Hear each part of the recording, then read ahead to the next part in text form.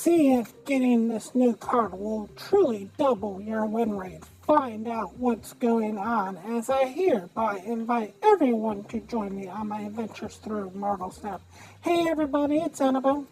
So this week in the Spotlight Cache, we actually have two brand new cards, and that is because for this week we have the Scarlet Spider and the Scarlet Spider clone. And yes, they are actually two different cards, and we'll talk about that in a minute. But for right now, we're going to go over the background of Scarlet Spider. Scarlet Spider is the genetic clone of Peter Parker, created by the supervillain known as the Jackal, to torment the hero. The clone died in their first encounter, but the Jackal activated the cloning technology again, and he was brought back to life.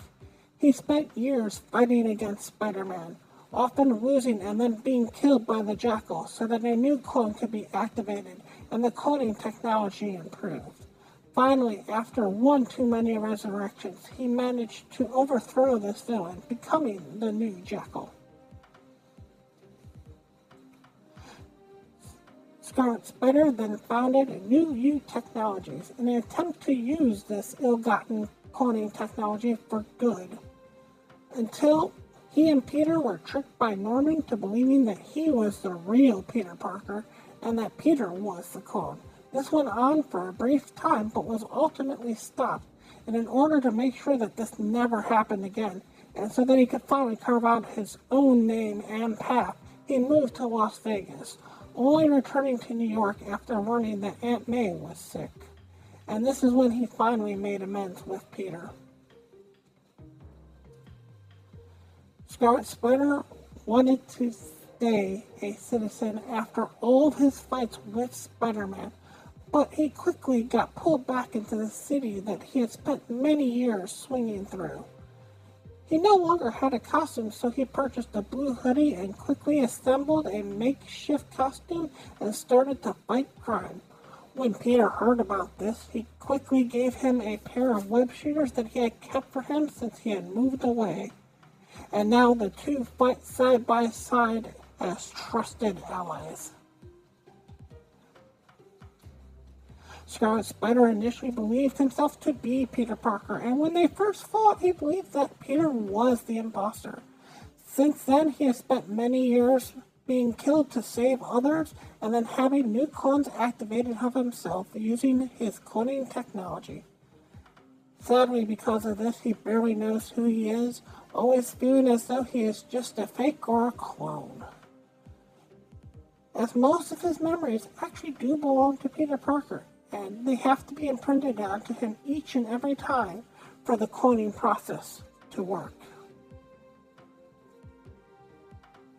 Scarlet Spider is the perfect clone of Spider-Man, and he has all the same spider powers such as the super strength, durability, speed, the spidey sense, and the ability to hear to almost any surface. He also possesses the same genius level intelligence and that snappy wit. In addition to that, he has come up with a few gadgets of his own that he has added to his arsenal, which include stingers, which are micro darts that will inject a paralyzing agent upon impact, and impact webbing, which are tiny spears of webbing that quickly grow upon hitting something to entangle the target like a net. Scarlet Spider is the perfect genetic clone of Peter Parker, who has spent years being killed and having new clones activated of himself when he does, to prove that he does exist as a hero. This is represented in Marvel Snap, as once per game you can activate his cloning technology to make a perfect clone of Scarlet Spider to help you win this battle. So there are actually two different cards that come with this. The first card is going to be Scarlet Spider, which is going to be a 4/5 with the description of Activate, which is the new keyword which you have to press and hold to get it to work, but you can put it down at any turn. It has to be face up in order for it to work. And when you press it, it'll make an exact clone of that Scarlet Spider in a different location. Not the location you're at, And whatever Scarlet Spider is currently at, you get a second copy of that. So he starts out as 4 or 5. Now, the second card that exists in this is the Scarlet Spider clone. Now, believe it or not, the Scarlet Spider clone is technically a little bit different than the Scarlet Spider. He's considered a summon, and is also a 4 or 5, but will be whatever Scarlet Spider is. So if you made Scarlet Spider a 4/7, he'll come out as a 4/7. Now, if you do something like Shadow King, he'll go back to a 4/5. Now, what makes him different is, other than the fact that he is just a clone of the Scarlet Spider, he's also considered a no ability card. So things like Patriot will work on the clone, and we'll give it that buff. All in all, I was looking through this card, and this card is basically about a 2-star. Now, let me go over why I believe this card is a 2-star. And basically, it comes from the fact that it ain't doing anything special. Okay, so on the base of its ability, you are looking at a Drax. If you can't activate it, you're looking at a Drax. It's got pretty much the same power as a Drax. It's almost point for point as a Drax if you can hit the location.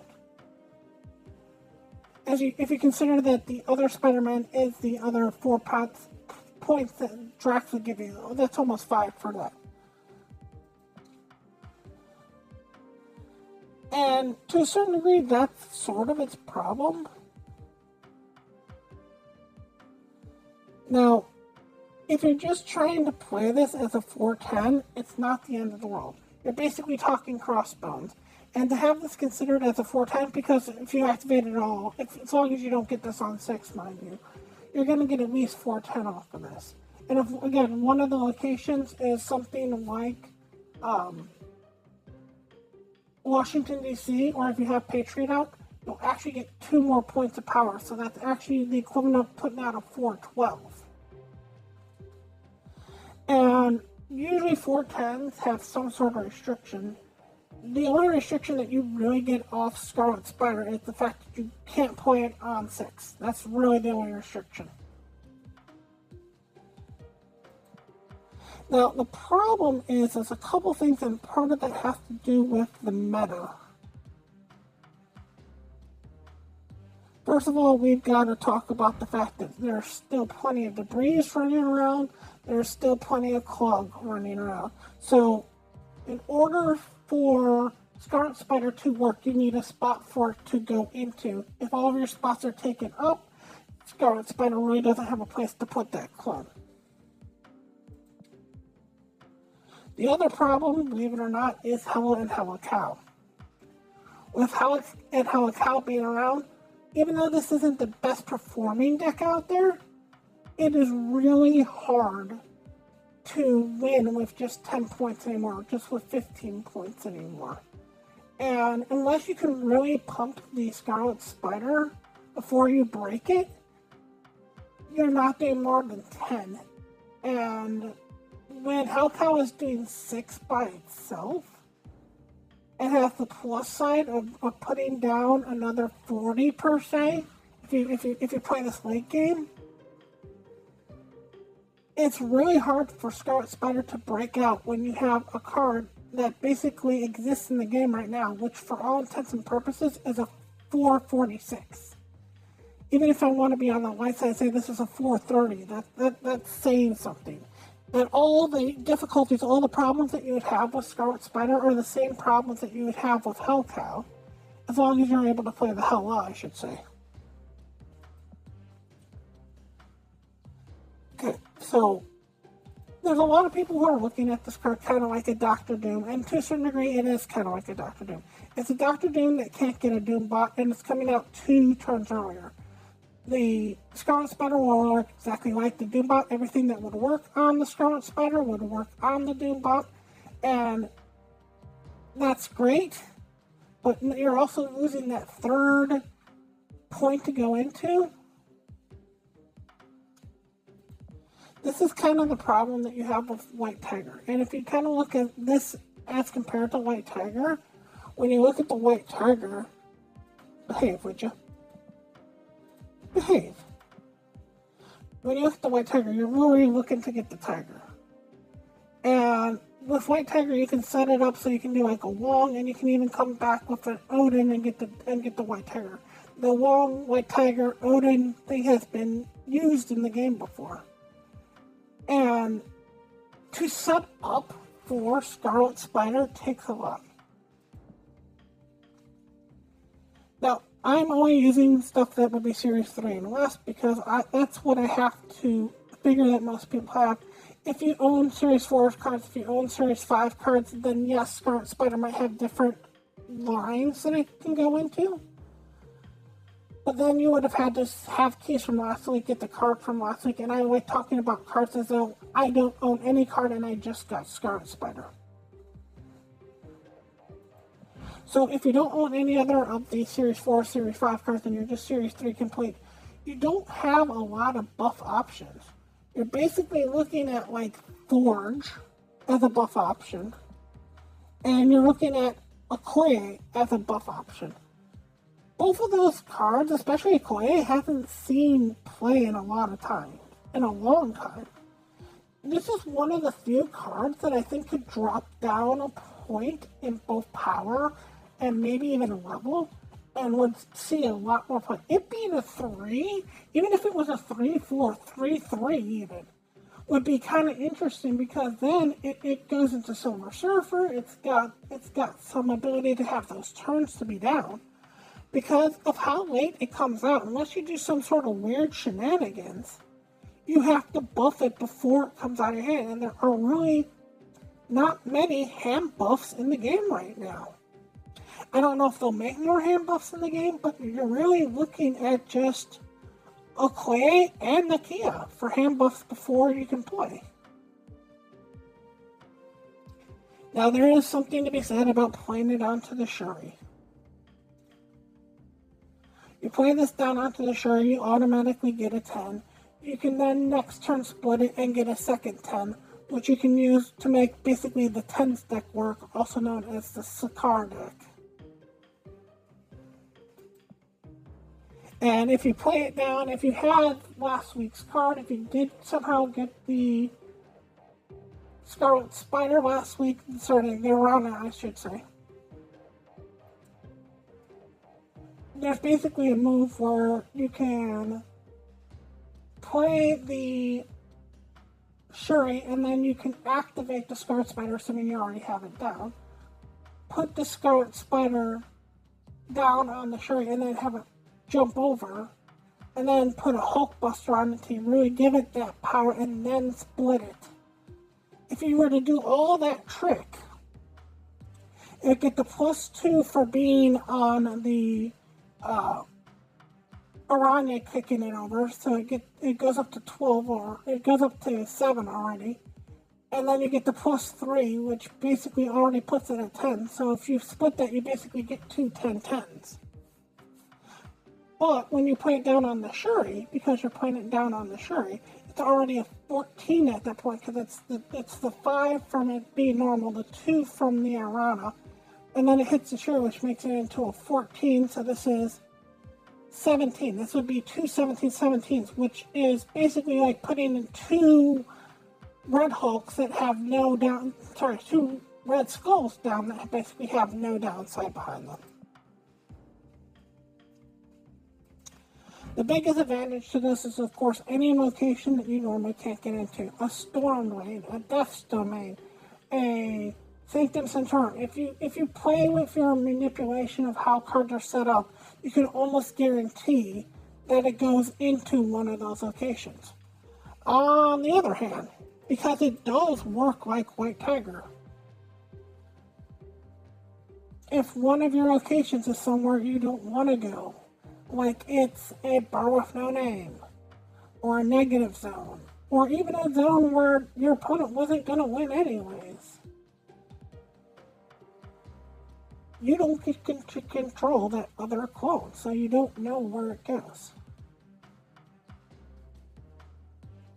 And that makes a problem when you need to win, say, lane 3, and you have one spot open in lane 2, and you're like, what's the odds that it's going into lane 2? And guess where it goes? Lane 2. So, it's got a lot of problems for what it is.